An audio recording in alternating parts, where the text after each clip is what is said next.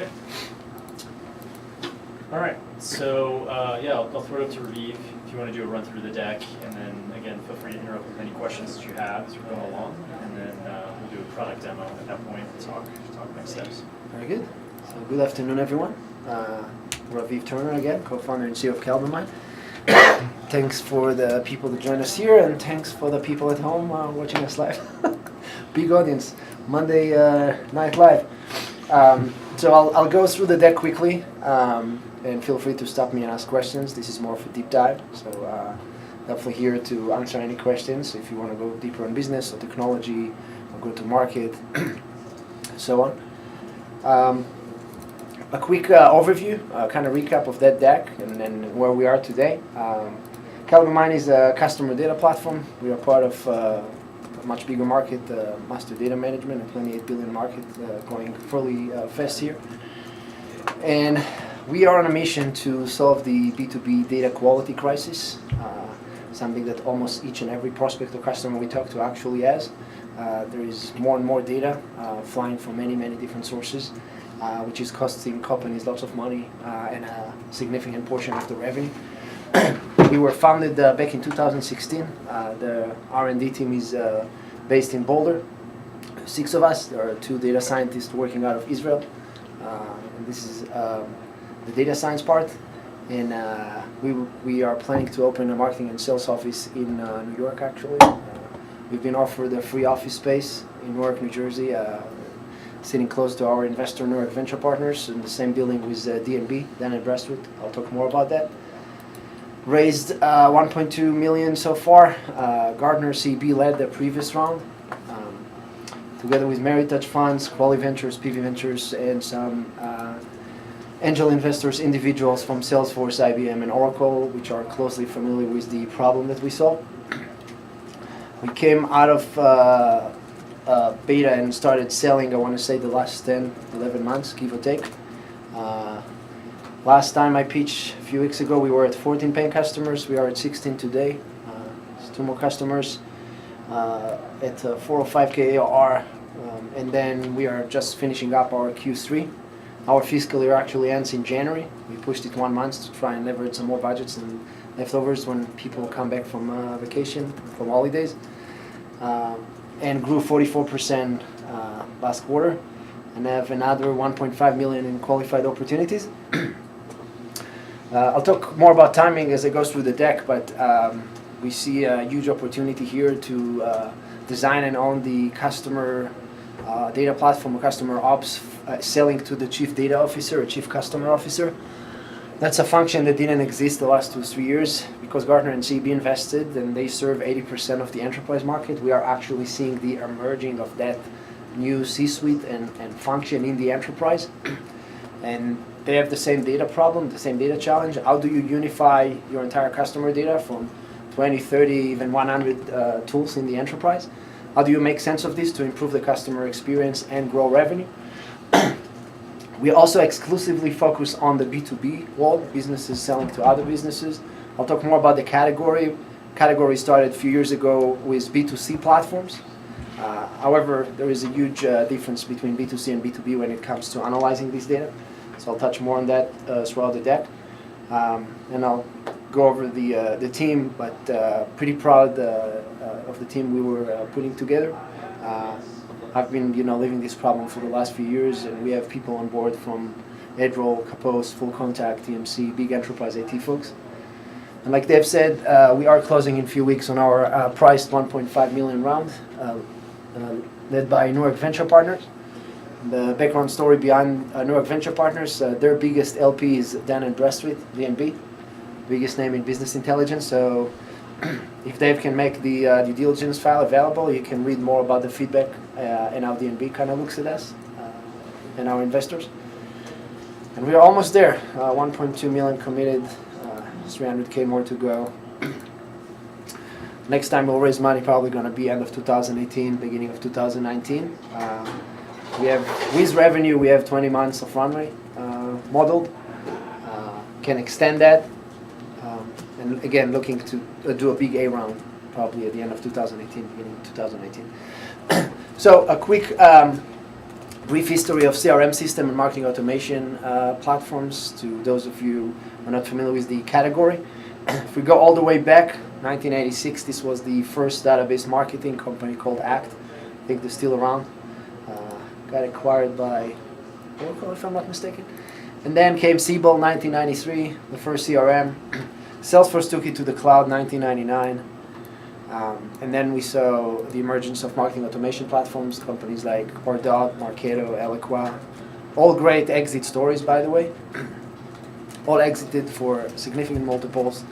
And the way we see the customer data platform category today is the kind of next step in the evolution of CRM and marketing automation, where instead of relying on IT for your customer data, where you need to get access to data engineers and build ETL pipes and get data scientists and work with IT to get the data, customer data platforms actually democratize this data for customer data for the organization, which means they are fully marketer managed. And that's both the data management and the decision management. And there are two layers to this which I'll touch on. And I think it's important to understand that once you get all the data in one place, then you can run some AI and predictive modeling. But you have a much better signal than any of the other standalone systems, be it Salesforce or any other system. And the idea is, I like to say, you have to collect the dots before you connect the dots. That's what we see as the next evolution, and I'll talk more about the category. Gartner, our investor, actually added this customer data platform category to their marketing lifecycle last year, and it's growing pretty fast. As far as the team, like I said, product and engineering based here in Boulder. My co-founder and CTO, Oren, former Israeli. We go many years back to the Israeli army. He moved the family here a few years ago. His background is enterprise IT, engineering. He was a senior architect at TMC, Pitney Bowes. He actually architected the system. Depends on how deep you guys want to go on technology. Might be able to answer any further questions. I can do a quick system architecture and share some of that knowledge. But it's part of the reason why we can do business with companies like Citrix, Augusto, Dataville, pass the security review, and get access to customer data. Our VP product, Nick, joined us. Formerly, he was director of marketing ops at Edroll, and then worked at Fast, got acquired by Microsoft. He brings over 15 years of ops experience. Probably one of the brightest guys I know as far as marketing and sales ops. Certified Salesforce admin, certified Marketo, Eloqua. He knows his way in and out of all the different systems and how to move data between them. So he's leading the product. And then our VP sales, Corey, Boulder-based, worked at Thomson Reuters, previously Kapost. And we know each other from working together at Tap Influence. Then Lali, she's heading our data science out of Israel. About my background quickly, you can probably tell by my accent, a few people ask me, former Israeli intelligence, moved to the States 16 years ago. Spent the first part of my career working with big data, doing signal intelligence, finding signal in the noise. And then some of you might know me from my product roles. CaliberMind is actually my second startup as co-founder and CEO. I sold my startup back in 2011 in New York. It was in consumer and gaming space. And then the last few years, I spent building B2B high-growth software products. I was VP Product Management at Tap Influence, and then worked at Full Contact. And been living the data quality problem for the last few years. If you're familiar with Full Contact, Denver-based, they're doing identity resolution and being able to take the email address and match it with public records. We actually had a webinar last week with Full Contact, talking about how to take a data enrichment vendor and pair it up with a customer data platform to streamline your data operation. So this webinar is available as well, and there is lots of good information and questions from attendees. A word about our advisors and investors, all again coming from the enterprise and CRM world, Salesforce, IBM, CX, kind of drinking straight from the fire hose here. Also Gartner CB that serves 80% of the enterprise market. And then Rockies Venture, it's the fund, not the club. I haven't changed this logo here. So don't want to mislead anyone, but the fund that Dave and Peter that invested in the note. Should we stop for questions or do a quick overview? Yeah. If there's any questions at any point, really, just interrupt in mid-sentence. I'm good. Cool. What do we know about the data quality crisis? There is lots of talks about how AI is coming to the enterprise. Predictive marketing is not new. There are a few vendors that have been around since 2010, 2011. But we also know it's failing. We know it from our customers and we know it from our investors. And it's failing because of a much bigger and fundamental problem.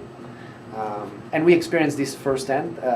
When we went to market with some of our first few pilots, Citrix and other customers 2 years ago, we actually had the algorithm that can analyze long and complex B2B sales and make recommendation. And we failed miserably. And we failed because we were running on bad data.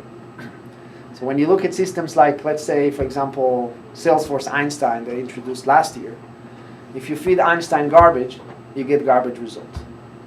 And when you think about all the garbage which is flying into the typical CRM in the organization, that includes, for example, typos and missing information. That includes outdated information. We know from talking to our customers and looking at the data that 30% of our customer data in the CRM is actually going to decay in the course of the next 12 months. Sorry. That includes phone numbers, contacts, domain names, people moving around.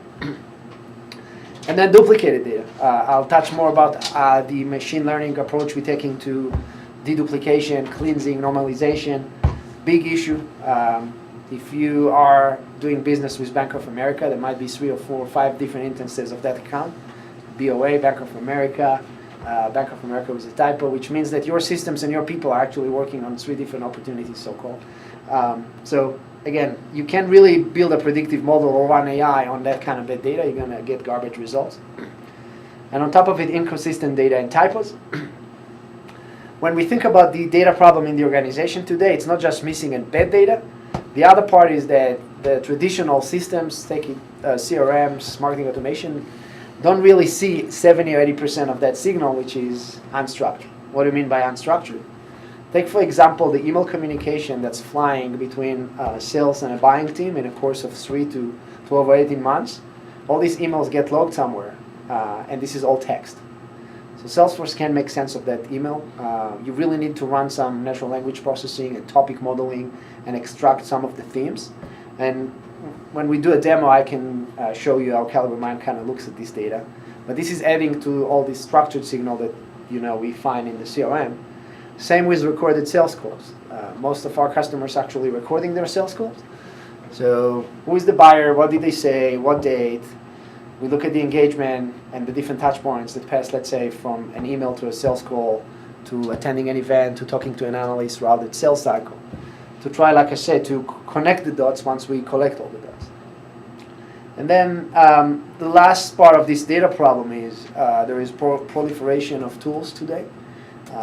If you recently looked at the MarTech landscape, there's 5,000 logos there.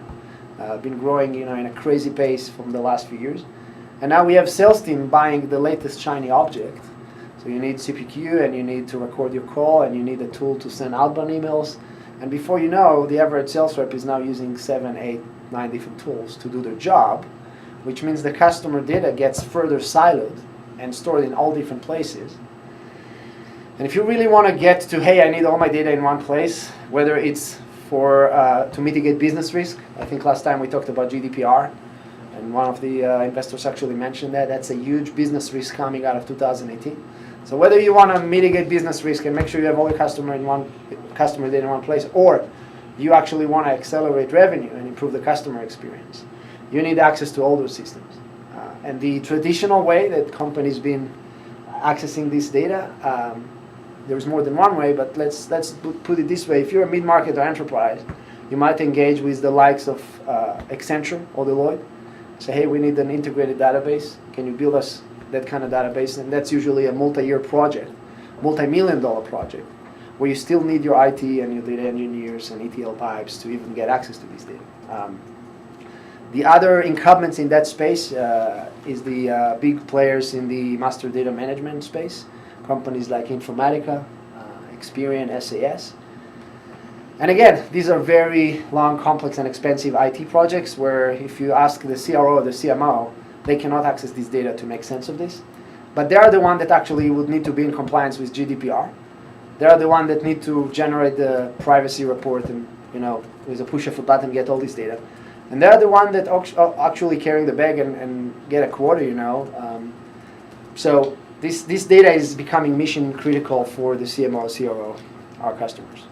Hey, Raviv, with that GDPR component in mind, so is the idea that you're collecting all this data so it's all in one place, but then they're going to need something to actually generate the compliance report that Yes. GDPR is going to, so you're not going to actually have that reporting feature built into CaliberMind? No, we are, and I'll touch about how you can pull all the data with a push of a button. But with GDPR, you can get penalized a certain percentage, of your revenue for being in violation. So, as far as the data hygiene and the data management, companies will need to become so much better at this. So when inquired by their customers, should be able to, again, pull the report and say, here's all the customer data we have on you guys. The other way to do this, either, again, you pay a consultancy firm, or you need to go to your IT and start pulling it from like 20, 30 systems. Okay. So by creating this single source of truth, we're also mitigating the GDPR risk because now all the customer data is one place. And if you decide that, hey, we shouldn't be collecting X or Y or Z data, or someone kind of opt out, you can quickly track it because everything is sitting in the same database. So that data audit functionality, is that something that you're going to have ready by May 2018? Yeah, and we're already getting inquiries from customers that want to install a customer data platform just to mitigate the GDPR risk. It's that bad. Without even talking about how to accelerate revenue, and improve the customer experience here. And when we talk to our customers, talk to our investors, this is actually coming from Gartner directly of what companies are doing, how much they're spending. This is mid-market numbers. We're not even touching on enterprise. This is getting into millions of dollars. Between annual spend on data validation and cleansing, the on-premise tools, the consulting services, buying lists, you combine all of this, CaliberMind represent a huge replacement cost for all these manual tasks and consultancies. We are in active discussion with DNB, and that's coming via our New York venture partners to be their MDM solution for the mid-market, more intelligent, more affordable.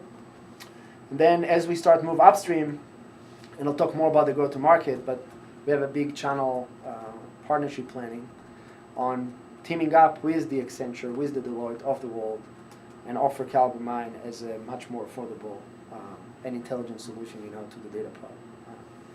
And again, that's to mitigate some of the costs associated with this. The way to look at CaliberMind again is a system of system or system of intelligence or a middleware. Think of this way. Kind of sits between all your customer-facing systems and your database and processes and delivery systems. So that's us right in the middle. And when I go into the product demo, I'll show you all the one-click connectors that we developed. So if, again, you take 20, 30 different systems and say, hey, how do I get all this data? Before CaliberMind, you'll have to go to IT and ask them to work with the APIs and interface with all those systems. After CaliberMind, you can get up and running within the first 24 hours, probably with your 3 core systems. And then our go-to-market and pricing model is priced by the number of connectors. So if you take our mid-market customer, that's 20 to 30 tools. We want to leverage that. And that kind of gives you also an idea of how we can grow existing accounts and do a land and expand. And as we start move upstream to the enterprise, that's north of 100 tools with customer data. And then on the right, just to try and visualize the idea of a golden record or master record, and I'll show you more examples when I go in the platform. Here's like 3 different instances. One is out of date, the other one is incomplete, and then the third one actually has data conflicts on the same account. How do you take this and merge this using some machine learning and do this on the fly in real time? The idea is to, the same like you have tech debt, you also start accumulating data debt. So some companies would come and do a scrub, let's say, once every few months. Other companies might do it once a year. When you look at our ideal customer profile, these are the high growth, high lead volume companies need to have something on a kind of always-on basis. And I think that's one of the questions that came last time, which I added my reply. This is not something that a company can afford to do once a year anymore. Now again, if you have 20 key accounts and you're in the business of relationship sale, so you know all your customers and you wine and dine them and take them to a steak dinner and close them, you don't need CaliberMind, right? You don't have the data problem.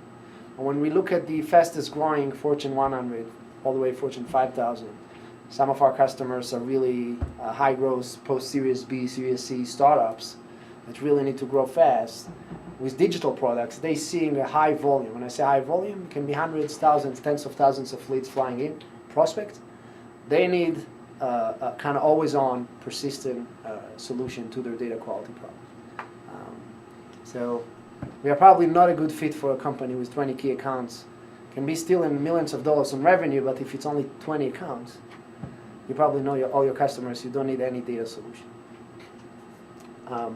Another way to look at the system, again, all the first-party data, this is the behavioral data that your buyers are generating throughout their sales cycle, is on the left. CaliberMind is in the middle. I also want to make a point clear about the first, second, third-party data, just make sure we're all on the same page. Third-party data is the data you go and you buy from DNB. Anyone can do it. It's easy. You pay them, and you get lists and lists of contacts and leads and whatnot. And that's good if you just need to generate more leads. It doesn't tell you how to convert your leads or how to accelerate the sales cycle. If you really need to start keeping track of the accounts and close more faster, you're moving into what we call first-party data, which is all this behavioral data that your buyers actually generating by engaging with your company and brand. It's the calls they make with salespeople, it's the emails they send, it's the content they consume, it's the videos they watched, it's the emails, it's the analytics from the first visit to your website all the way till they become a customer. And I'm making this point because we see a huge opportunity to also develop what's called the data network effect, which is not just the process that we take to work with the data, but it's all the data that the systems start analyzing and seeing in specific verticals. No one platform actually has access to all this data, not even Salesforce. So once we become the single source of truth and we have all this data in one place, we've seen these kind of buyers and companies buying before. Now we can start providing the sales playbook or the benchmark in an aggregated and anonymized way, by the way. We are not sharing any of the PII or the identifier, the actual email, but we can become better and better installing AI on top because, hey, we already seen that kind of persona. And I can talk one kind of segment we work with SyncHR here in Denver, Gusto, and Paycor, all HCM solutions, human capital management. So, hey, we've seen the VP HR, we've seen the Chief People Officer, we've seen that CFO or CTO buying before. Now we start sitting on a data, and I think there is a great play here. The equivalent of when you think about Google or Amazon or Facebook and the kind of data they have on the consumer, here is a solution going to start looking at specific verticals and aggregate all this data, kind of make sense of it. And then the last part is the orchestration, which is, hey, if we know that Dave here is the analytical, revenue-driven CMO, and he's part of a 7-people buying team, and they've just visited the website, we can now tell the retargeting systems, hey, go after Dave and serve him with that specific ad. This is what Dave cares about. We can tell the salesperson, hey, you see all this content library with all your ebooks and videos and email templates. It's very likely that Dave is going to react much more positively and kind of move down the purchase, the decision journey with that ebook or with that video. And this is what we call the orchestration. Pushing a recommendation, the right type of content to the right type of buyer at the right stage of the journey. And I'll show you more of how we're doing this in the demo. Questions on just the visuals and the way we look at the market? Right. As far as the impact on revenue, we are able to make a big impact on our customer performance. We are seeing up to 25% lift in conversion across our different customer base. And again, when you go back to the due diligence file, there is some recap of calls with customers that MVP conducted. It also makes perfect sense before and after poor data versus clean data. And that impacts all the stages throughout the funnel. and I'll show you, because we able to track the deal velocity and see the deal moving forward in Salesforce, we can actually measure and benchmark that number by looking at the CRM system. Another kind of view of the technology and what goes in the platform. Like I said, we can handle both structured and unstructured data. For the unstructured, we got to be able to do some natural language processing and title normalization. For example, if you're selling to DBA managers, that can come in many different flavors from LinkedIn. So you end up with DBA, database manager, abbreviation, whatnot. How do you roll this up and create a segment and say, hey, these 10,000 names are actually the same persona or the same segment? And I can show you more inside the tool. MDM opportunity, we look at the market starting with the total. The TAM is much bigger. Our immediate focus in the next 1 or 2 years, I want to say, is on a target market of 7,500 key accounts, which we mapped and identified as high growth, already using CRM and marketing automation, which is pretty much 80% of the market today. And then expanding and moving into the serviceable and then the total market, which is, for us, our companies doing more than 10 million in revenue, and again, exclusively focused on B2B. We take a big note, by the way, from companies like Marketo. If you're familiar with the history of Marketo going IPO, when Marketo IPO'd after 7 years, they IPO'd with 2,000 customers. 80% of them are SMB B2B. So we see a huge opportunity just by staying focused on that SMB to mid-market. Eventually, we do want to move to enterprise and doing bigger ACV. But for now, there is just tons of business for us. And also remember that if you're the enterprise, you might be able to assemble IT, data engineers, data scientists, and kind of build something. We can talk about build versus buy. But if you're in the mid-market, you don't even have the resources to even get close to this. So much more painful. Questions on the MDM market? I talked a little bit about the timing and the opportunity. Of course, we want to climb this. This is usually where value is created also for investors. Gartner added the customer data platforms to that chart last year, and it's moving upwards pretty fast. I want to say, we're probably 2 to 3 years from majority adoption, but there is, again, plenty of business playing the 20-30% of the market here. Plus the fact that we are solving the data integrity problem gets us, right there on this year budget versus next year. I think this is something we learn, kind of pivoting. We started, like I said, with doing this buyer journey orchestration and AI, and basically kept hearing like, hey, that's amazing, we're not ready for you, we have a data problem. I think by coming down to the market and you pointing the technology at the data integrity and data quality, we are able to capture much more of that market faster and get to customer data platforms, and start climbing that. And then last, I mentioned the idea of a new category emerging, the Chief Data Officer, Chief Customer Officer. We see opportunity to design and own this category. And these people, again, they have the same problem. Customer data is fractured. How do we get it from all the different systems? And then how do we push it back to all the customer-facing functions? As far as our metrics, we were at 14 customers when I pitched last time. We're at 16. So growing. Our average deal size is $2,000 months. We're doing 12 months contract. And since we are early stage, in order to de-risk it for our customers, we are offering them opt-out clause. So far, we had one customer kind of exercising this opt-out, and that's because the CMO was leaving, so we kind of lost our champion. But there are case studies, they're happy customers. Most of the companies on that list, already passed the opt-out. And the other thing is, once you deploy and you have clean data flying to all your systems and you see the difference, that's something that you don't want to rip out. We want to start getting into renewals probably early next year, but already have great conversations with some of our customers. Some of them are coming from more connectors. Other customers are telling us that their data integrity problem is gone. So that's good validation. Happy to discuss our pipeline so far. We haven't done much marketing. Most of the deals you see here is based on us attending industry events. I'll be at Dreamforce next week in San Francisco. The few other events going on, and then our network. And also happy to say we had few investors that part of the due diligence introduced us to customers which we want. You can talk to Dataville and Westminster. Robin Caputo, their CMO, is a big fan of our work. And as far as use of funds, we're looking to deploy capital now and move from kind of nail it to scale it.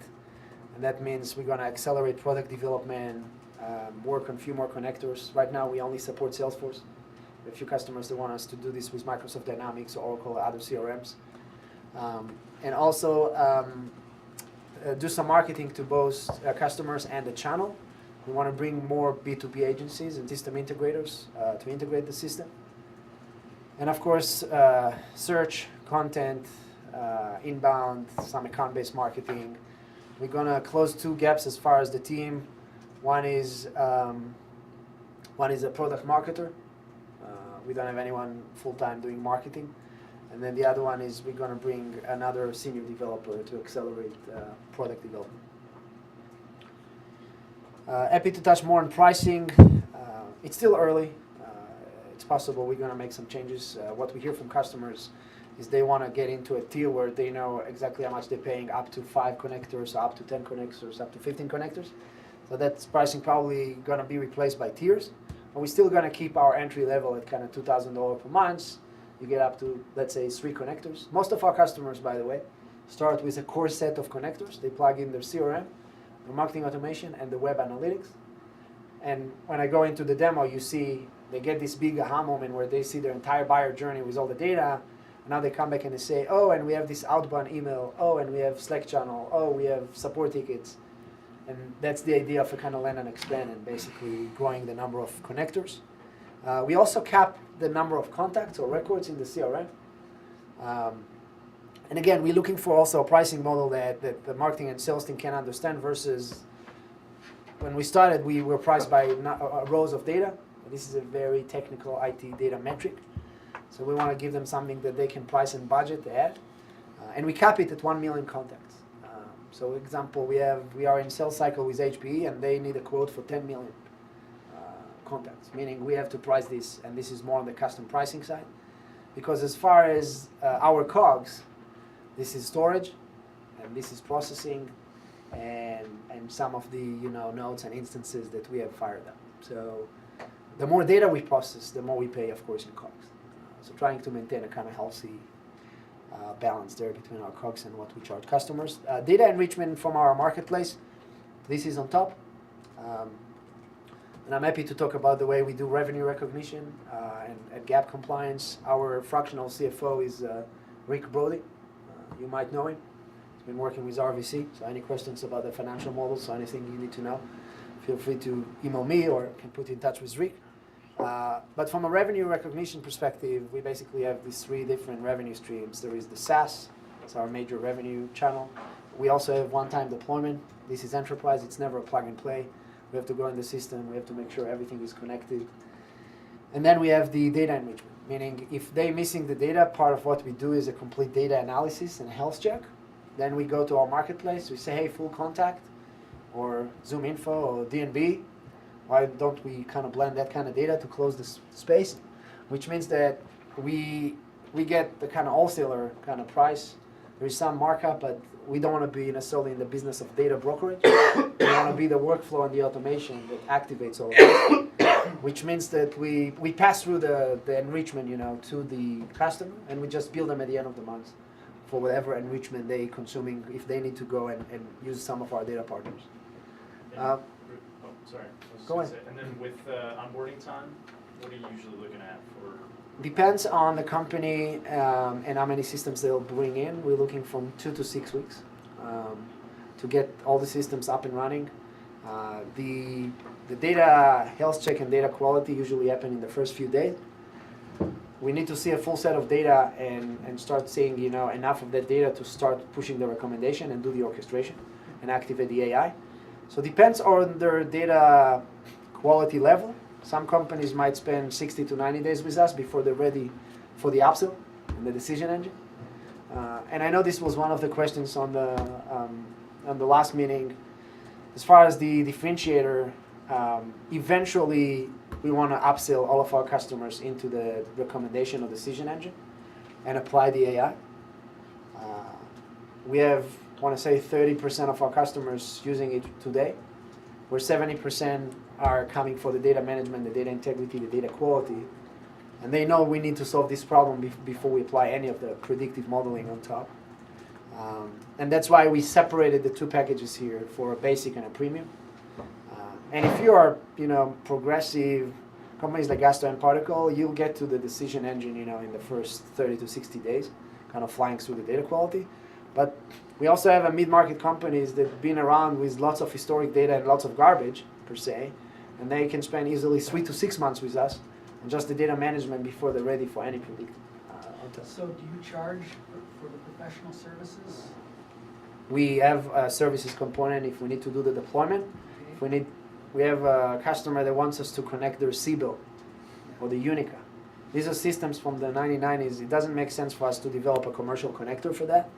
So hey, we'll just do professional services and connect that system on a one time. So this would be a one-time deployment fee. So that 30 to 60 days that gets them set up? That includes professional services? That includes professional services, yeah. Okay. So that's $150 an hour, or what do you charge for that? Starting at $185 per hour. Yeah. Depends on, it's a blend because sometimes they need a combination of data engineer and then a data analyst. Depends on what resources they have.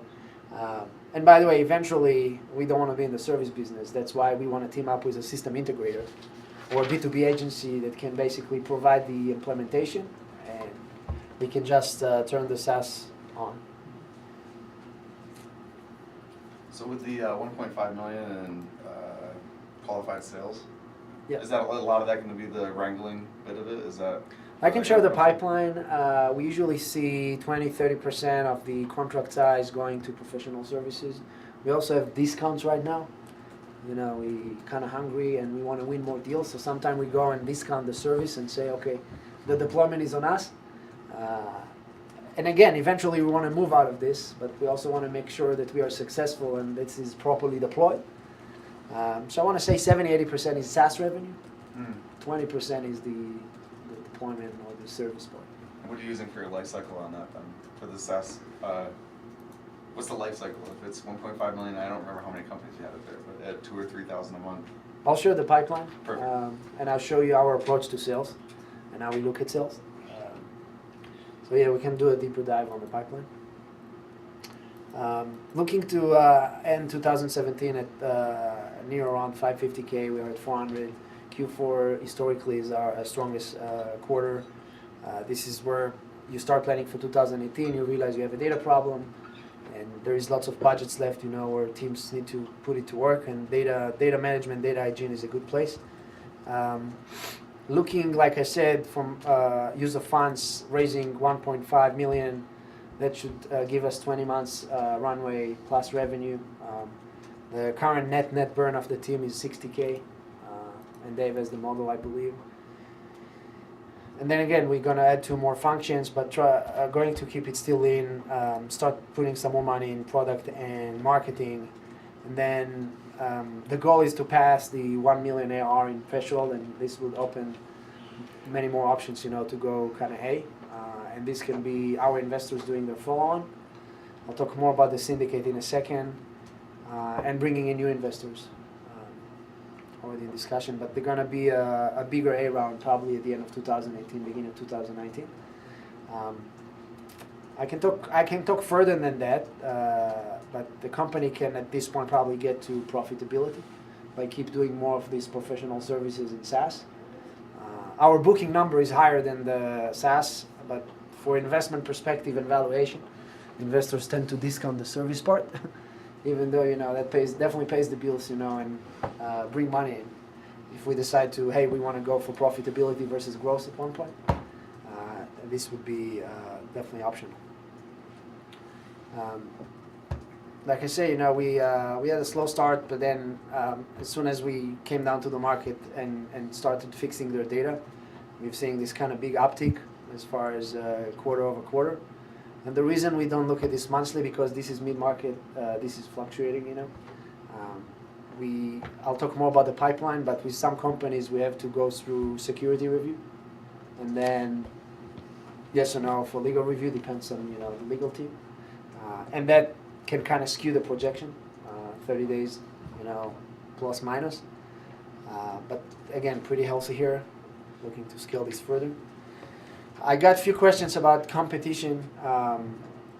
We look at competition in I want to say to try to do the petals, I'm not sure we can put it on an XY axis, but we're looking at startups in our space doing some of the orchestration and the AI part of being a customer data platform. And then we look at the incumbents, and these are the traditional MDM solution providers, such as Informatica, SAS, Experian. In the startup space, we have players such as UserMind, again raised from a T1 VC last year. Going more after the B2C, it's not an open platform. They won't let you kind of take your data and run with it or open it for your BI team, and doing some of this aggregation and GDPR and just the data operation and data health. We've seen them in deals where someone is looking just for the orchestration piece or running some predictive on top of a really clean set of data. And they're starting at $30K a year. And then the other company is Treasure Data, and they are a customer data platform mostly for banks and retailers. And they're selling to the CIO or IT, which means this is still not a marketer managed, truly marketer managed database where you can bring in your marketing and sales team and get up and running.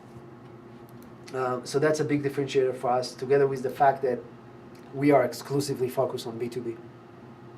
The incumbent space, you have companies like Informatica, and this is, if you heard the term data lake, looking at the discussion about it, the data lake is pretty dumb.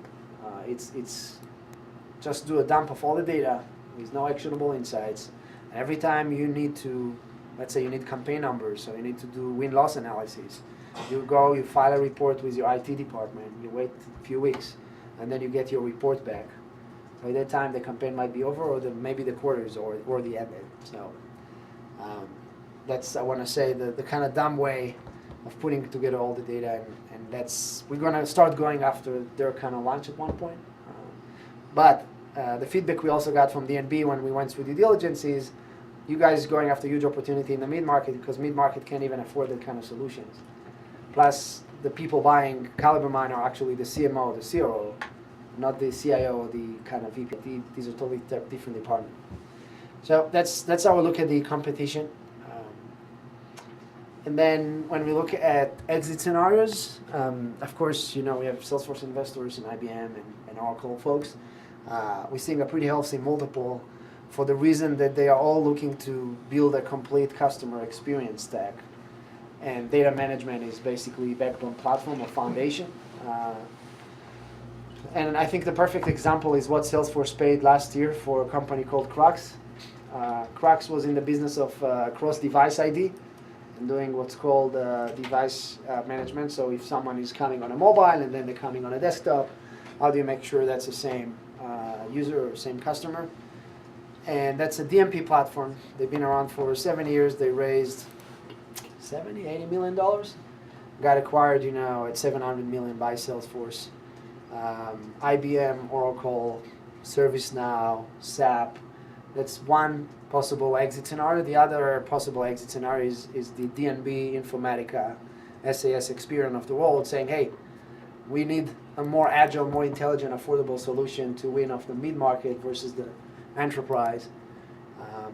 And that's our kind of look at exits scenarios, comps.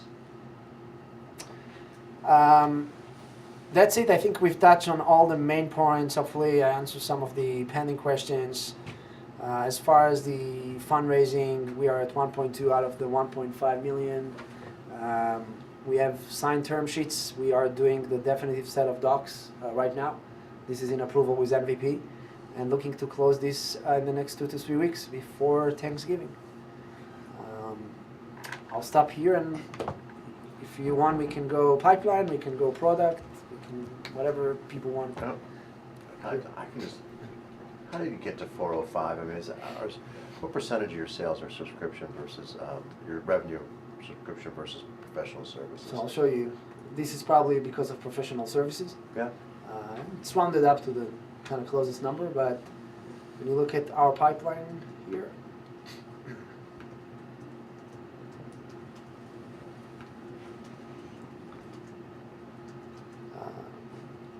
so let's do a pipeline review, since you asked. Can you see the screen? Can you zoom a Yeah. little bit? I think Excel should have zoom. What, you can't read that? You can't read that? Come on, man. No, I can't read that. Here, you can borrow my glasses. All right, I know so Peter, he can. right now we heavily focus. It's just me and Corey, selling. So that's what you see here in the pipeline. There's no marketing, there are no SDRs, so account executives, any of that. We start with prospecting, so these are just names, on a list. So there is no dollar number assigned. We then move to sales accepted, and for this to get a sales accepted, they gotta be what we call the budget, authority, need, timeline for sales to accept this. And then we are in a selling, active selling. For us to be in active selling, we are past the discovery call, and they might or might not plugged in their data. If you remember when, I think I touched on this last time, we don't demo to you with a PowerPoint or give you access to a sandbox. We try to get you to connect to Salesforce securely here. Sometimes we have to sign an NDA before that, and then the Salesforce admin or someone from the sales team would go and connect. And then when I switch to the product demo, you see, basically, we show you how bad is your data. And then we pull the ROI worksheet and work against your data. And that makes a pretty strong sales argument. So if it's selling here, it means that we have some access to the data. Maybe we sampled it, maybe they connected. We are in active sales cycle. As you can see, we have deployment here. And not everything is with deployment. Sometimes, it's a small kind of SMB, 12K, and we just give the deployment. Sometimes we haven't got to scope the deployment, so it still says 0. And then, in other instances, we already scoped the deployment. So you can see some of the names here. There's heavy focus on IT and SaaS. So is it the version difference between 12,000 and 24,000, the fact that how much data they have? Is that your Connectors connectors? and how much data, number of contacts. Yep. And what they bring into the table. And then deployment depends on, hey, we need to do some custom integration, we need to do some cleanup, there is lots of historic data, we need to do a benchmarking, that kind of things. And then we're moving to selling proposal, meaning there is some negotiation over a paper. And again, things can get somehow slowed down here because we have to go through security review or we have to do legal review, depends on the company. That's why we like to focus on the SMB moving mid-market, just because we can see more deals faster. These 2 deals actually got signed. Sweet. And Dataville is up for renewal next month. And most of your close days are on the 31st because that's when people's budgets are? Oh, this is pushing from Salesforce. So when Corey does his pipeline forecasting, Yep. he just puts date there. And then we don't even factor anything, we don't even assign a dollar number to stage 1, stage 2. The only dollar numbers assigned is where we are in active selling. And then from modeling perspective, by the way, we take this and we discount it. So Yeah. there is all kind of science to pipeline So there's projects. probability built into this too. Yeah. So when we do our modeling, we discount, I think, selling and proposal, that's 70% likely to close. Reselling is we put it at 50% at this point. We further discount this just to stay on the conservative side. Can we just go back to your annual revenue slide? Yep.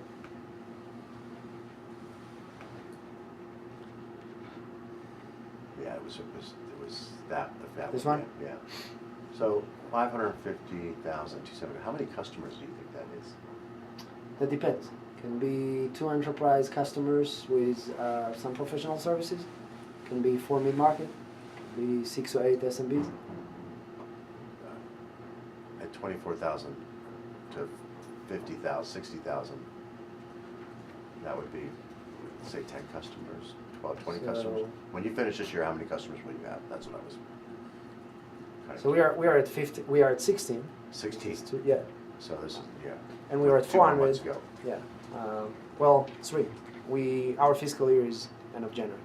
Quarter starts. Hence the close date. Yeah. When we think about our segments, by the way, we look at three segments here: SMB, mid-market, and enterprise. I want to say mid-market is our sweet spot. This is what we're aiming right now. There is also a product major kind of overhaul and upgrading the UI UX, so we can self-serve some of the SMB. And we don't need to really go into long sales cycles. You can start with a credit card and connect the first few systems. Then you get a call from inside sales, can kind of upgrade you further in. You see, by the way, as we move upstream, you know, there's more buyers in the deal, more decision makers, and more months. So that's why we've been playing mostly here and moving to the mid-market before we think of enterprise. So when you look at a Cisco, HP, is that $100,000 a year account? Definitely. Yeah. Yeah. And remember, if you look at the pipeline, I think there is Zayo and a few other folks, like big folks here. So there is a Cisco here. It's an agency referral McCann. This is a Cisco at $60K for one business unit. Now you're talking land and expand. Okay, now we want this business unit. You want to bring another business unit. That's another license. Yeah.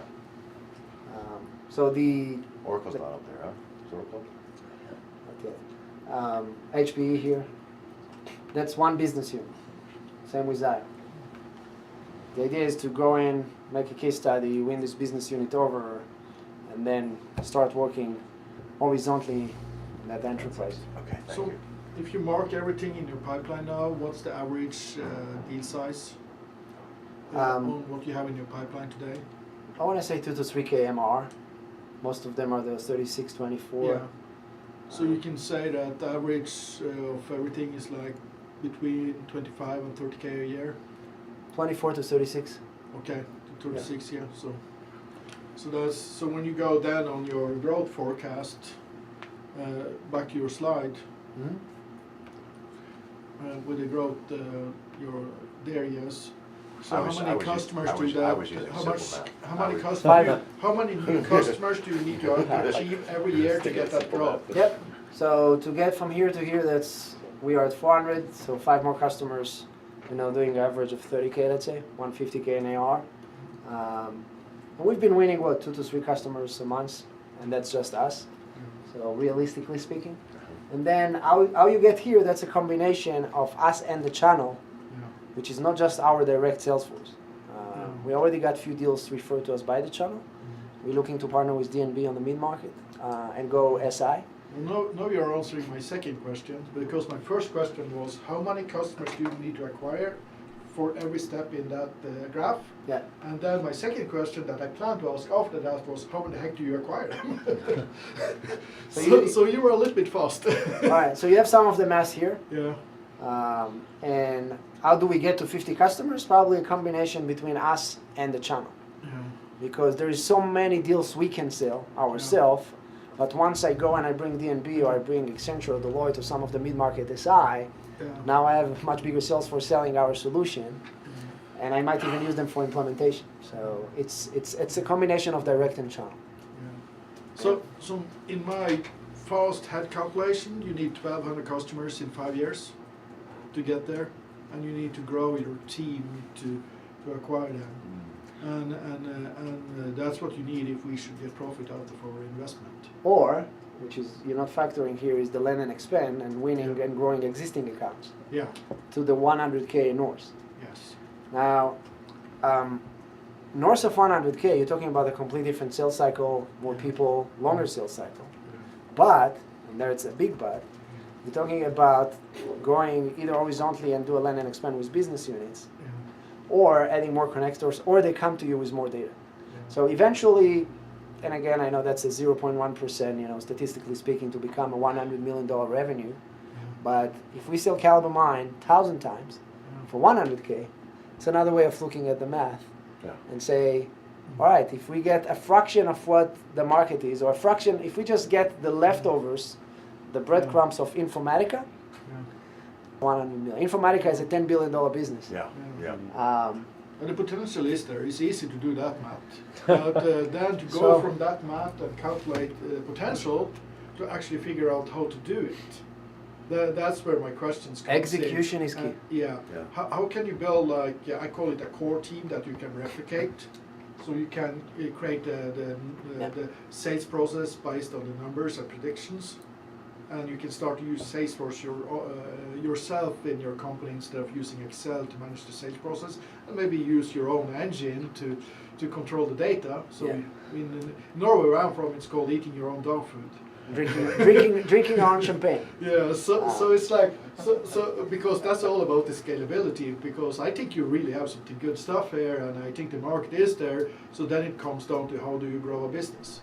Yep, and that's probably a combination of, again, scaling your marketing and sales, but also doing channel. And another example on the channel, and I'm happy to put you in touch with one of our angel investors, this guy, Justin, Director of ISV Alliances at Salesforce.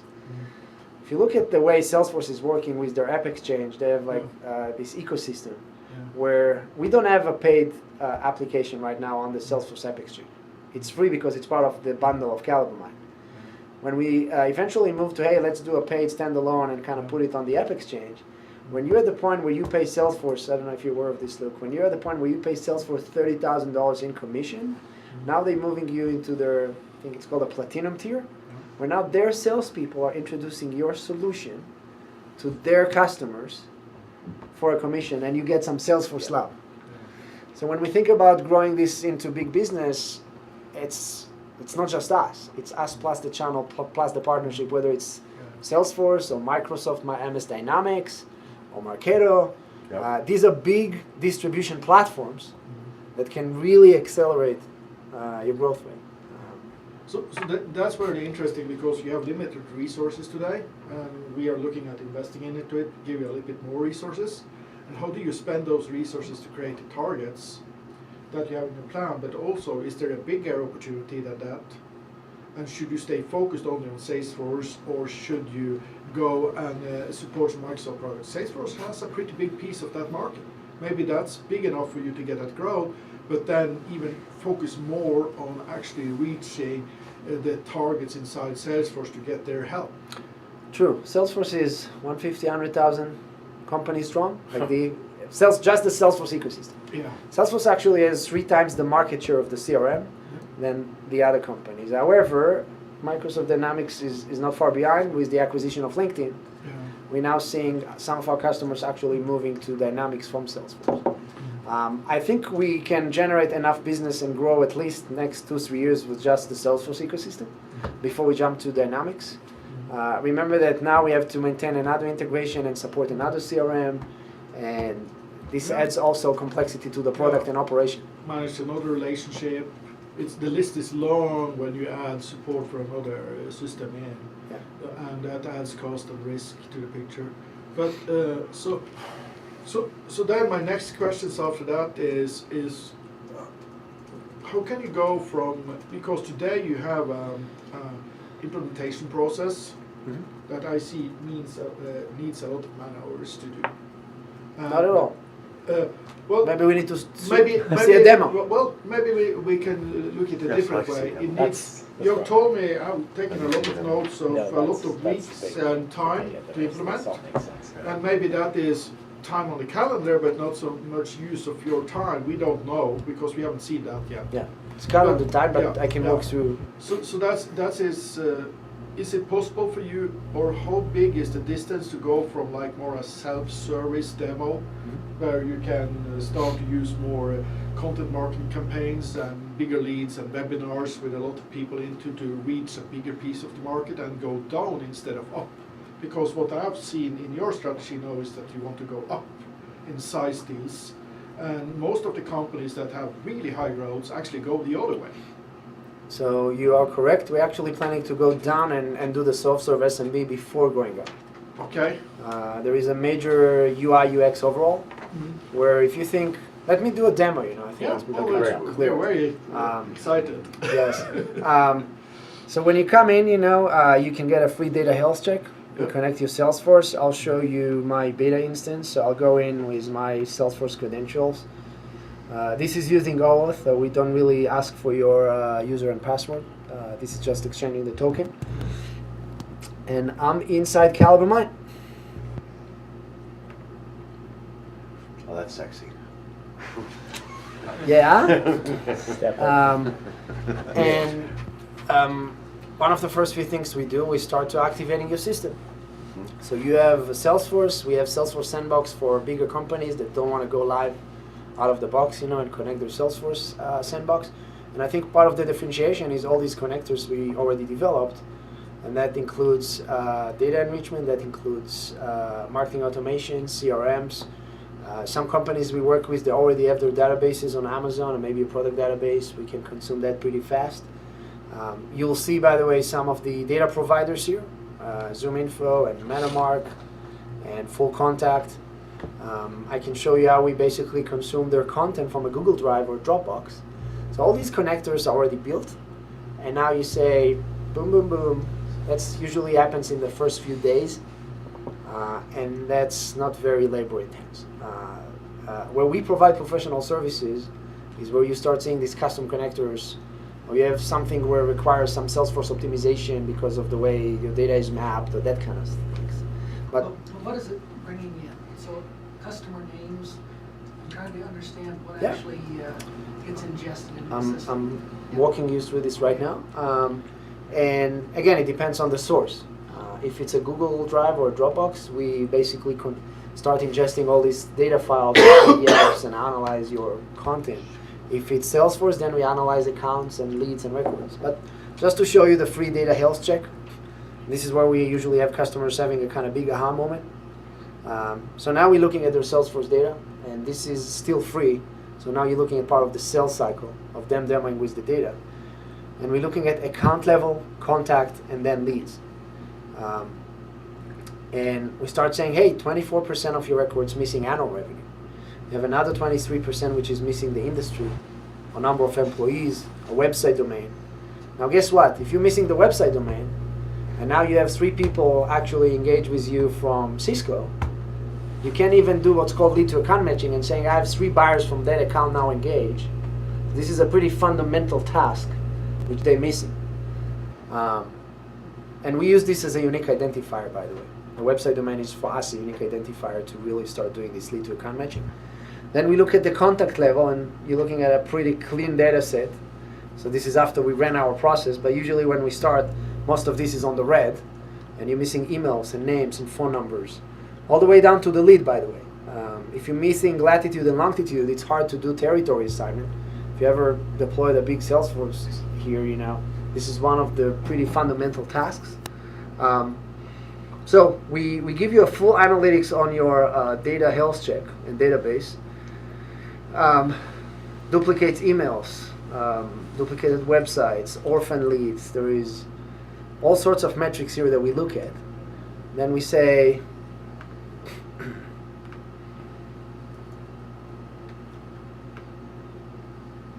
then we pull the ROI worksheet, which I mentioned. We say, okay, let's see if we can lift your email deliverability or your open rate or your website conversion. That pretty much impacts everything. And we go and we capture these kind of 2 or 3 KPIs. When we go into a contract, by the way, we agree on the KPIs. We document them. And we're going to give you opt-out clause against the KPIs.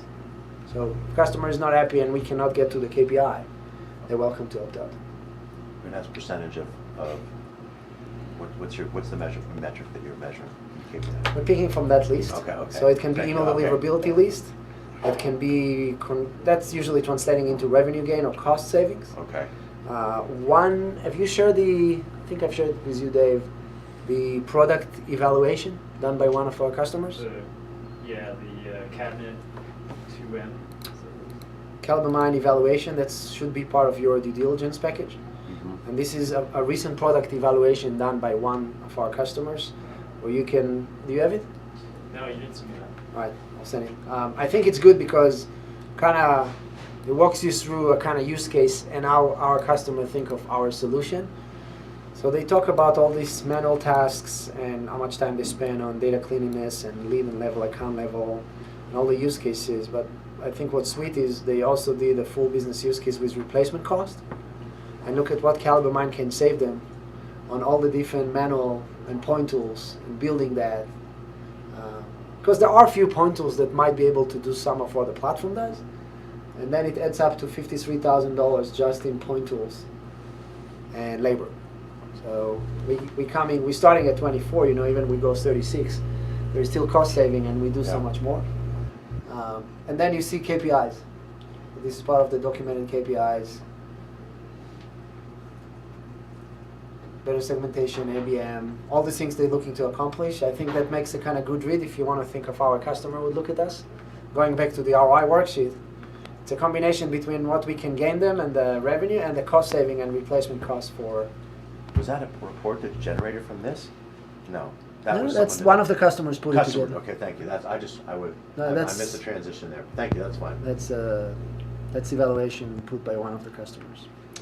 And again, when we show them their data this way, it's getting easier to really put a number on what if we can close the emails or the industry or do better segmentation and fix that. Now, this is again just the basics. Now, to go back to why they want to add more data and what type of data we show, we're going into analytics and visualization.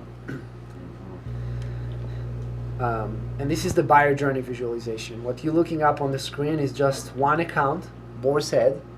So for one of our customers, that represents one account. However, there are 23 buyers associated with this account. It took 2,067 days to customer. And now, for the first time, our customers are seeing the complete buyer journey with analytics. Before we Took talking 4 years? Yeah. 5, 6, something like And this particular, is 7 DBA's IT. 7 years. You'll be now again. Some of it can be that if we see here, the account was first created in 2011, but it wasn't until further in 2014 where the actual outbound and inbound started. And what we're looking up on the screen is each and every activity between marketing and sales, fully documented from the data. This particular data set is actually blending marketing automation, Pardot, together with Salesforce. So now you can see, hey, if I'm going to add my support tickets here, if I'm going to add my outbound, if I'm going to add all my recorded sales calls, I'm going to have many more dots to get me a more granular analysis of how key accounts are buying. I think the other part, which I'll show you in a second, so here's a call that was placed by outbound. What if we can analyze this call? This is the unstructured data. Or maybe read the email. And again, I'll take you behind the scenes and show you our approach to the data. But CaliberMind can see all of this and analyze it. So as a sales rep, I'm going to use this as my dashboard? Yeah, and now you're not coming to CaliberMind. You are getting all these insights and analytics inside your Salesforce. Yeah, no, I got it. Okay. Yeah. So this is pushing here. And maybe again, that's the point I need to make clear, which is the users of CaliberMind are the ops people and the analysts, Right. just connecting everything. The rest of the marketing and sales teams are staying in their system and getting our widgets. So this is the same buyer journey visualization in Salesforce. Just to touch on this, every call, every email, every inbound and outbound activity is now logged, and it's inside the database. So the white space you're seeing, this is where the deal is getting stalled, and that allows us to build a recommendation engine on top of it by seeing the complete buyer journey. Is that clear now? Now, this out of the box, this comes with a few other custom reports. We work with customers, part of some of the personal services, and the first onboarding is they might want a report which we don't have in the system, so we can quickly put it together. For example, revenue report, some basic reporting, revenue book trajectory, win-loss analysis, some other kind of C-level and executive report that they want to use on top of this. Attribution is a big deal. This is something that Google is able to solve for consumer, because it sees more of the journey. But when you go B2B, how can you attribute a webinar, a call with an analyst, a call to a sales rep, and maybe even a download of a paper? You really got to see all this data. In this case, because again, CaliberMind is a single source of truth, we can say, hey, there is 3.91 million attributed to white paper downloads. And that's a signal for the marketing team to do more of that. And it gets pretty granular. So this is the reporting, but then for the data geeks here, I'll take you behind the scene and show you the raw data. If our CaliberMind kind of keeps track of everything. And that data is available via API. Before you go that step, can Yeah. you say something about the reports that are in Salesforce today and their initiative to use Einstein to use that? You said earlier garbage in and garbage out. Yep. There are some basic reports, or you can buy the Wave Analytics from Salesforce. Yeah. It's a pretty expensive package, Yeah. and it gets you only Salesforce data. So Salesforce cannot report on what they don't see. So some of this attribution and marketing data and support tickets and emails and all of that CaliberMind reporting, Salesforce doesn't see. The Salesforce reports is only on Salesforce data. Yep. So they're lacking. So is there any opportunity for you to actually raise the pricing then? Because what I've seen now is that some of this thing that you deliver actually is expensive to get from other tools. And is your pricing too cheap? Or do you need to have so cheap just to acquire customers early? And is there an opportunity to double the price? I love this question. I don't know yet. Well, I think it's too that early. gives you half the number of customers you need to close in 5 Yep. years. That's a big difference from 1,200 customers to I think- 600 customers. Yes, I think there's definitely opportunity here to raise price. Maybe add some modules and say if you want custom reporting or you want this package or that package, but it's still early for us. Remember that the data network effects only works for us if we win deals. Yeah. So the more deals we win, the more data we see, the better the algorithm, the better job we can do, the more money we can charge. I think we are still at this phase where we willing to discount the price to see more deals and analyze more data. So you give them a discount or a cheap price to take the risk to look at your tools to get reference customers. By the where way, it fits we you. only discount this year price, right? Yeah, We this- don't discount next year. Okay. So So that's yep. And there is some powerful reporting that we can make custom here. It might be an upgrade package. We also have some professional services if there are reports that we don't support. But this is a big part of kind of executive buying. By the way, if you're curious about duplicates, just to give you a kind of view of account duplicates, for example, this one is looking at 17 Media Limited and M17 Entertainment, but they actually both have the same web domain. So this would be merged and pushed clean, with the buyers. Same with Adobe Partner and Adobe. Some of our customers would have, multiple instances. One is it's a partner, it's a customer. How do you actually look at consistent account there? So does your tool merge that? Yep. Do you have to have user intervention? No, this is fully automated in the tool. what do you do if the company has multiple departments with multiple names? We look at the individuals and we look at the web domains. And if they're using different web domains, we might revert to a different ID.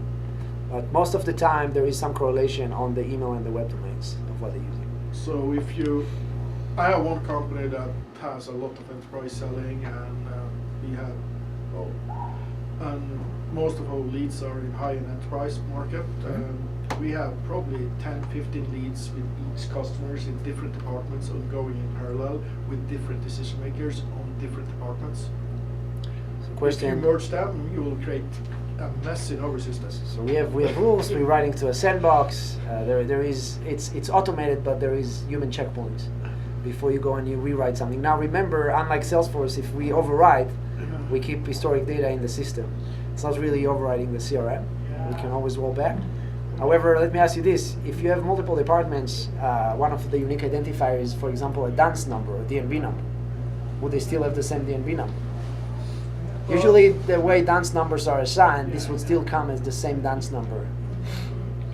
Yeah, I think a lot of time they have the same number because we go in multiple doors because this company work with risk management and every business department has risk. Yep. Then we are selling to every door that is possible to run into, and it's the same companies, but it's just different managers that handle their operational risk, and they run on the same entity. Yep. So it might be dance number. It might be the web domain. Yeah. You're looking for a unique identifier. Yes. I Yes. understand that. Always looking for unique. My Now, point was just that there need to be some human knowledge to do quality control on the automatic processes you have in your system, so you don't end up fucking up. the system. And that's usually the folks from sales ops Yeah. or the Salesforce admin, which before we're ready to push all of this, I'm still showing you inside CaliberMind. Yeah. There is just a sanity check. Yeah. Otherwise, the sales team would freak out. Okay. There is a sanity check. Yeah. This is fantastic demo. This data is beyond mine. But, I wanted to go back. When do you think you're going to exit? When do you think what would be your minimum, your latte, your least amount? Sorry, I have to ask because Peter We asked. gotta coin that term. That's fine. It's like, if you ask me, do I have a number in mind? I do not have a number in mind. I think there is a big business here, Yeah. and never say never. We'll exit when the time is right. So I have to I ask think you. you have to ask. Like, are you going for $500,000, billion? No, the way. Well, this is based on my personal experience. I believe in life cycles. Yep. There is the first 2 to 3 years of business. Yep. Before you raise too much money, Yep. we can still exit on healthy multiples if the right offer kind of comes in. And then there is the 5-7, and then there is the 10-12. So I think it's I don't between. know what that means. I'm sorry. What's, Oh, 7 it's, years? 10 to 12 it's years? like yes. Okay. Like once you raise north of 50 to 100 million, that's a totally different type of kind of exit Okay. Yes. and outcomes. Yeah. Okay. I wasn't. For me personally on a cap table and for our investors. Yeah.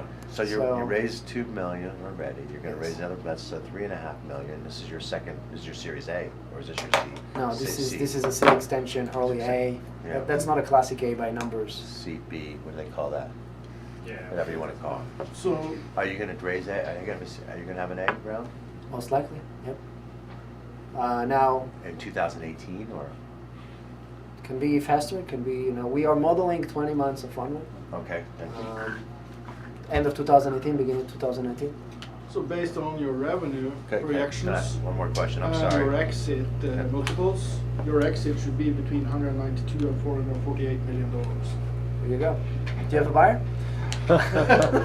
Well, you have to give us $32 million in yearly recurring revenue first.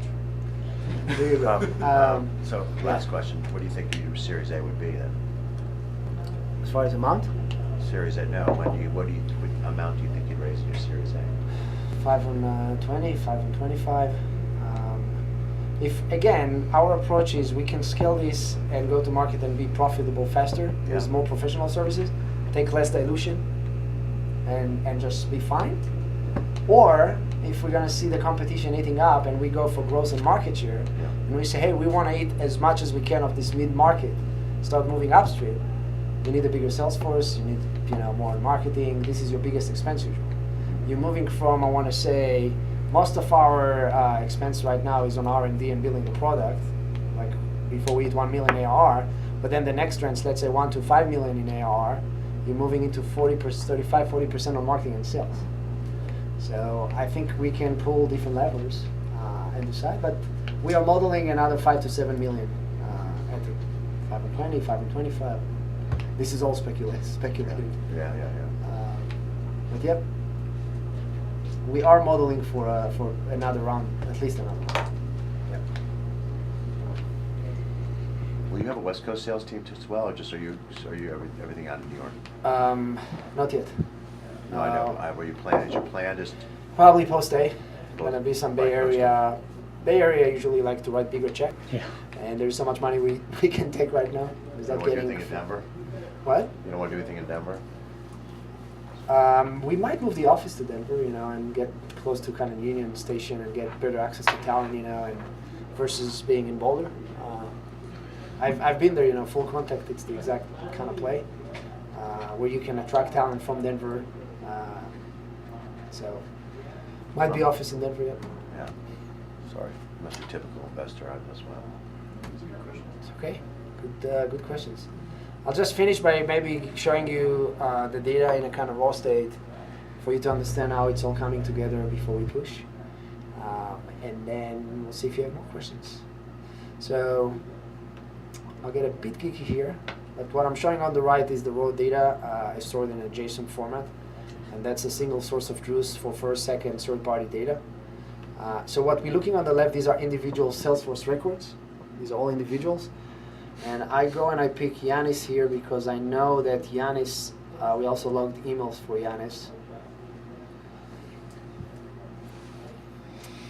So we'll find Yanis and show you a unique profile ID for Yanis with a single source of truth. Starting with, these are all kind of rows from number 1, the ID, the email, the company, everything we know about the account and his department. And you see how this is now bringing first, second, third-party data into a one unique ID profile, which is pretty powerful. But then, just to show you that this is not just, so this recommendation that I showed earlier on Salesforce, this is not just a pretty Photoshop. I'll show you the data that kind of backs this up, and how we look at this data. So here is Yanis, and if we scroll down to, let's find one of the emails. And by the way, the system doesn't lie. Where there is insufficient word count, we can really push a recommendation. It would actually say and keep track till we get to what we need as the kind of threshold. And that's for the NLP. So here is email from Yanis. Did you get my voicemail about dinner for SM next Tuesday? They want to golf. Obviously, there is some relationship here.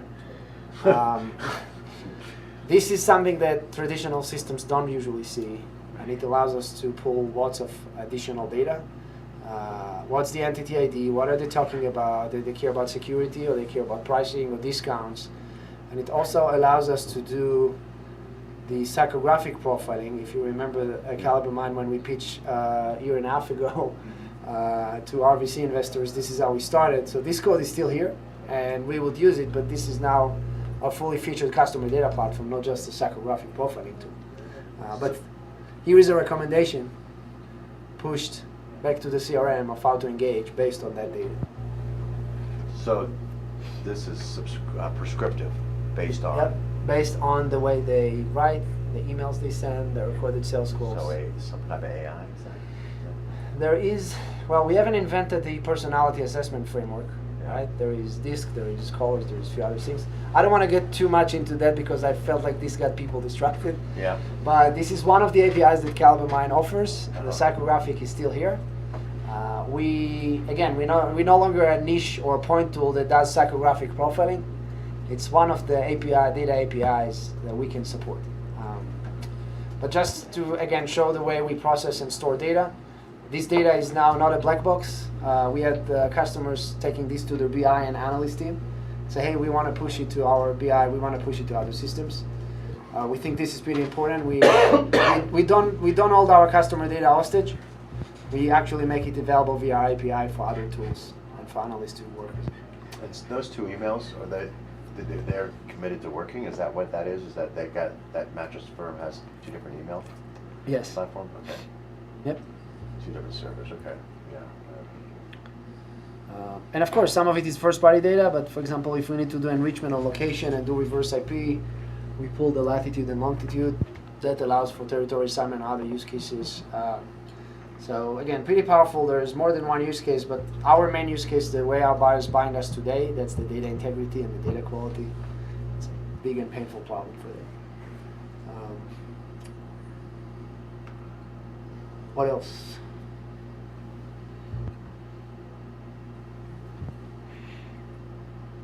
This is the aggregated buyer journeys, by the way, just to try and see what channels are working or not now. So is that how we should look at this? It's the data aggregation, the data cleansing is one, I'll call it use case. The buyer journey with revenue attribution is another. And then the third is next best action. I want to say you have the data management with analytics and reporting built on top. Okay. And this is some of the revenue reports and the buyer journey. And then you have the prescriptive part, which is a third layer where we have 30% of the customers using that, pushing back the recommendation. And that's the recommendation as to next best action for that particular customer. Yes. Okay, got it. Yep. I think that's very important because in the start I thought it was just data aggregation, and now I see that you are more data analytics into it, and that's a different market space where companies are paying a lot of money to get collect information and do analytics on them. And that's what you said, just away from analytics from Salesforce. It's not free. And it's then not there's- complete. It's only Salesforce data. Yeah, and then it's not for free either. So you actually pay a lot of money to work with data who are not complete. And then there is a lot of other providers that do data piping, like they call it, and then cleaning, and then analytics. So you're in a way ending up in that space, but some of them not only work on CRM. They work on all different type of data with the big data world is growing. Yeah. So you're moving a little bit into that competition too, then. Well, remember our mission is to fight data and tool fragmentation. Yeah. So we want to be the single source of truth for all customer-facing data in Yeah. the organization. There is a big vision here. Yeah. But as we keep developing the product, you're right, we are becoming replacement cost Yeah. for 2, 3, 4, 5, 6, 7, 8 point tools. Yeah. Where you say, hey, I just need one data platform to kind of Yeah. rule them all. And that's- So can you be so good that you become a threat to Salesforce, so they just buy you to get a better technology than they have today? You no, think so? I mean, I don't think we're going to replace the CRM. I think No, we're gonna- but just the data analytics and data collection, so that you know you have good quality on the data. Just the internal Salesforce reporting. Yeah, yeah, and allow you to aggregate data from other vendors. So the question is, can we do a better job than Salesforce in this? Yeah, also so they want to buy and include you in their product Yeah. offering. So if you look at the history of what happened to Salesforce, Salesforce used to have data.com, Yeah. if you remember, Oh, I remember. and now they're killing it because it failed. Because they realized they can't really solve the data problem outside Salesforce. So they open this to the App Exchange and their ecosystem, and then they invite companies like CaliberMind. Say, hey guys, you built on top of Salesforce. We want to be the CRM. We can solve the data management problem for all of our customers. So Salesforce definitely, can potentially acquire CaliberMind. Yes. We don't intend to replace the CRM. We're probably making it better with the data management part. I think what's happened to the CRMs in the last few years, they became data dumps, where salespeople don't put data there. You have 5, 10 different applications writing data on top of each other. And again, this is why Salesforce is struggling with the garbage in, garbage out, of Einstein. It's running on bad CRM data. I think we see us as a buffer, or as a kind of first line of defense, for all this data flying in. Or we sit here, we do the machine automation, the normalization, standardization, and then push a clean master record to Salesforce. Yep.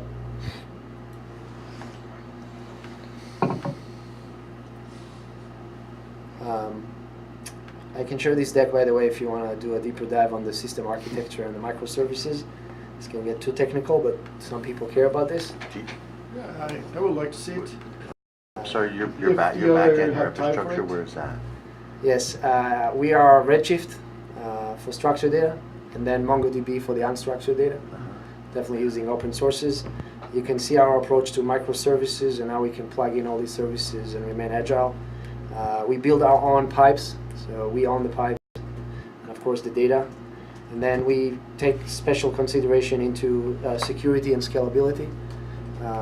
For those securities in the room, this is fully encrypted, HTTPS, also at rest. And we also take the approach of streaming analytics, meaning we won't really store the PII customer data, we stream it, we analyze it. And we So you're using JSON objects and REST APIs then Yep. for everything. So it's very easy to read for others, very easy to work with. It's the most used integration technology. Yeah, trying to develop a kind of common stack here to work easy to scale. By the way, you see the ISO here. We are in process of applying. We lost few deals because of ISO and SAS 70. And part of the reason why we can move upstream and work with the enterprise, these certificates are $30,000, $40,000 per certificate, and it takes us 3-4 months of external audit to get it. That's use of funds, by the way. Is that where you get into GDPR? To that process? It's part of GDPR, yes. Like you want to just check the boxes on all these certificates, because this opens the market further and allow us to do bigger business. There's some IT department that won't even talk to you without the ISO. More in the enterprise. So that's pending, or? That's pending, yep. Okay. I mean, technically speaking, we comply, but do we have the certificate? Have we passed the audit? Not yet. It's a bureaucratic process. but it costs you a little bit and you need to do an audit. It's very easy. Are you using Amazon? Who's your hosting? AWS, Amazon? Redshift, yeah. Redshift and Mongo, the first database company to go public in 20 years.